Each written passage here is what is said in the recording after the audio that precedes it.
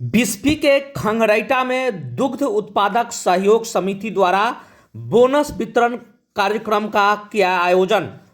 सुधा दूध शीतक केंद्र के द्वारा आयोजित खंगरैटा दुग्ध उत्पादन समिति के सहयोग से बोनस वितरण कार्यक्रम का आयोजन किया गया। कार्यक्रम की अध्यक्षता नरेश कुमार निराला तथा संचालन शिक्षक नागेंद्र प्रसाद यादव ने किया। बतौर मुख्य अतिथि सुधा केंद्र के प्रभारी पदाधिकारी विभव प्रकाश सिंह, विशिष्ट अतिथि उत्तर बिहार ग्रामीण क्षेत्रीय बैंक परसौनी के शाखा प्रबंधक दिलीप कुमार शाफी, समाज सेवी प्रेमचंद्र झा आदि ने सभी अतिथियों का मिथिलांचल की परंपरा के मुताबिक पाग दोपटा फूल माला से सम्मानित किया। इस मौके पर किसानों के बीच 5,19,500 रुपये का बोनस वितरण किया गया।